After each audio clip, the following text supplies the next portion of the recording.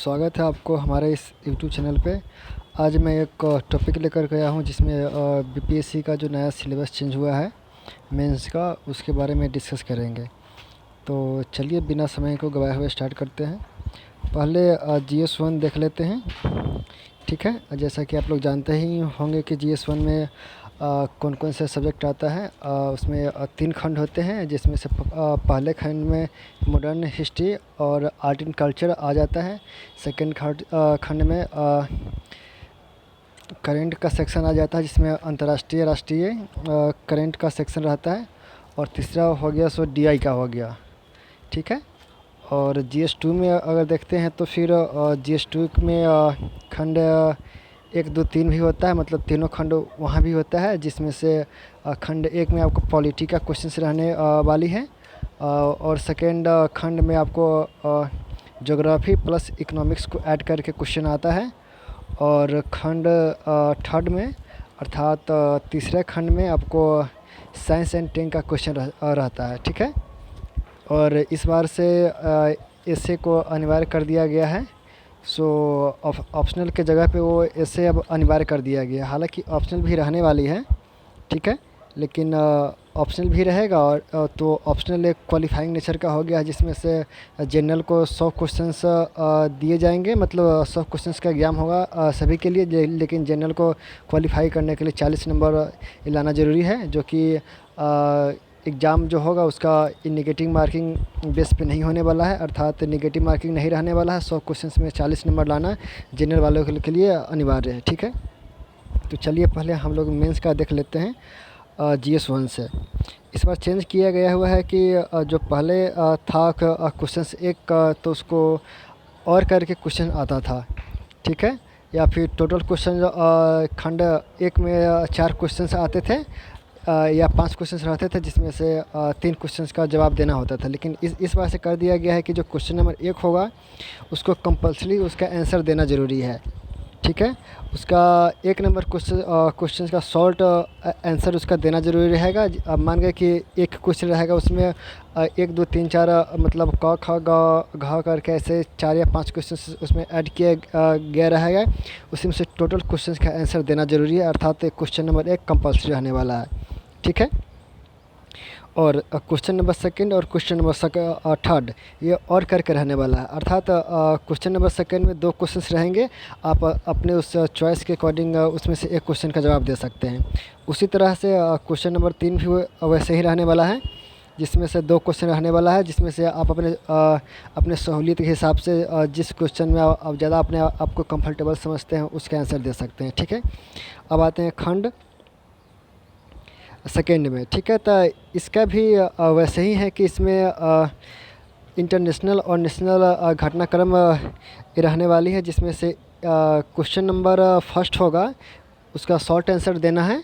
और इस क्वेश्चन का आंसर देना कंपल्सरी रहने वाली है। ठीक है, अर्थात इस क्वेश्चन को आप स्किप नहीं कर सकते हैं। और साथ में इस क्वेश्चन का और में भी क्वेश्चन रहने वाला नहीं है। ठीक है, अर्थात इसका कंपल्सरी है।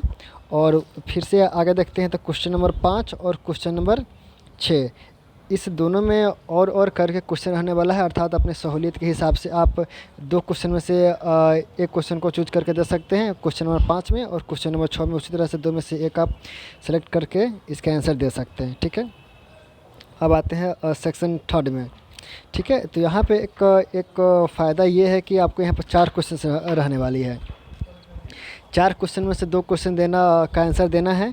इसमें से क्वेश्चन नंबर 7 और क्वेश्चन नंबर 8, इसमें से और करके क्वेश्चन रहेगा, तो इसमें से दोनों में से एक सेलेक्ट करके आंसर देना है। ठीक है, तो इस तरह से हम लोग का GS1 कंप्लीट हुआ। अब आते हैं GS2 का देख लेते हैं। ठीक, तो अब GS2 का देखते हैं तो GS2 में भी सेक्शन 1 का जो फर्स्ट क्वेश्चन होगा वो कंपल्सरी रहेगा, उस क्वेश्चन का आंसर देना अनिवार्य रहने वाली है। और क्वेश्चन नंबर 2 में चलते हैं तो फिर GS1 की तरह ही और करके इसमें भी क्वेश्चन रहने वाली है। तो उसको क्वेश्चन नंबर 2 का भी और करके जो रहेगा तो आप 2 में से एक का आंसर दे सकते हैं। और 3 में भी वैसे ही है, सेमेटीज है कि 2 में से एक आप आंसर दे सकते हैं। ठीक है, अब खंड 2 में फिर से आते हैं। तो इसका जो क्वेश्चन नंबर 4 अर्थात इस सेक्शन का क्वेश्चन नंबर फर्स्ट जो है उसका आंसर देना अनिवार्य रहने वाला है। और फिर से जो क्वेश्चन नंबर 5 और क्वेश्चन नंबर जो 6 रहने वाला है वो और करके रहने वाला है। इसमें से आप एक एक करके दोनों में से एक एक का आंसर दे सकते हैं, ठीक है। और इसका फिर से अब आते हैं सेक्शन थर्ड में। तो ये GS 1 की तरह बिल्कुल नहीं है, ठीक है। जैसे कि हम लोगों ने देखा कि GS 1 में सेक्शन थर्ड में दो दो करके 4 क्वेश्चन दिया गया था, जिसमें से 2 क्वेश्चन का आंसर देना अनिवार्य था, ठीक है। लेकिन यहाँ पे ये किया गया हुआ है कि जो सेक्शन थर्ड का अर्थात GS 2 के जो सेक्शन थर्ड है, इसमें का जो question number first section third का अर्थात क्वेश्चन अगर GS 2 में देखें तो क्वेश्चन नंबर जो 7 होने वाली है वो आपको अनिवार्य तरह से देना है, ठीक है। और जो क्वेश्चन नंबर 8 होगा इसका और करके रहने वाला है, ठीक। तो यहाँ पे जब और करके रहने वाला है तो अपने सहूलियत के हिसाब से आप 2 में से किसी एक का आंसर देख सकते हैं, लेकिन क्वेश्चन नंबर 7 को आंसर देना अनिवार्य है, ठीक है। तो इस तरह से हम लोगों ने GS 1 और GS 2 देख लिया। चलिए अब आगे देख लेते हैं एसे के बारे में। अब एसे का फॉर्मेट को देख लेते हैं। तो इस एसे का फॉर्मेट का ये प्रावधान किया गया हुआ है कि इसमें से 3 क्वेश्चंस का आंसर देना अनिवार्य रहने वाला है, ठीक है। और यहाँ खंड 1, खंड 2 और खंड 3 यानी तीनों सेक्शन में से एक एक क्वेश्चन का जवाब देना रहेगा। यहाँ पर प्रत्येक खंड में 4 क्वेश्चन्स रहने वाली है। 4 में से मल्टीपल चॉइस है, आप 4 में से किसी एक को चॉइस चुन करके उसमें से आंसर दे सकते हैं, ठीक है। और क्वेश्चन नंबर सेक्शन जो थर्ड होने वाली है, जो सेक्शन तीसरा है, उसमें से एक सेमेटीज है। तो यहाँ पे एक विशेष प्रावधान ये किया गया हुआ है कि जो सेक्शन 3 का जो क्वेश्चंस रहने वाला है वो बिहार स्पेसिफिक होने वाला है, अर्थात ये बिहार से रिलेटेड रहने वाला है। तो यहाँ बिहार के लड़कों को ज़्यादातर फ़ायदा हो सकता है जो स्पेशली बिहार के रहने वाले हैं, क्योंकि बिहार के लोकल चीज़ें जैसे मैं आयोग के जो चेयरमैन हैं उन्होंने ये कहा भी था कि जैसे कि एक कहावत है कि भोज की बेरी कुम्हरा या फिर litti chokha as it is, मतलब ये कुछ भी इस तरह का मतलब आ सकता है। लेकिन सेक्शन 1 और सेक्शन 2 का जो क्वेश्चन जो रहने वाला है वो स्पेशली इसका जो लेवल होने वाला है सो UPSC लेवल का होने वाला है, ठीक है। यानी इससे का जो UPSC लेवल का होता है उसी लेवल का इससे यहाँ भी रहने वाला है सेक्शन 1 और सेक्शन 2 में, ठीक है।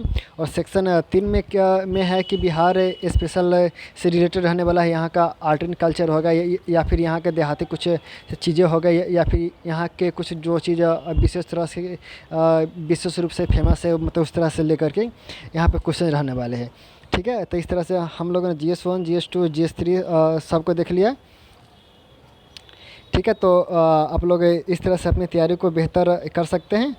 और हमारा ये प्रयास आप लोगों को कैसा लगा इसके बारे में ज़रूर बताएं कमेंट बॉक्स में। और मेरा प्रयास अच्छा लगता है तो अपना सपोर्ट ज़रूर करें। तो मिलते हैं अगले वीडियो में, अभी के लिए इतना ही, नमस्कार।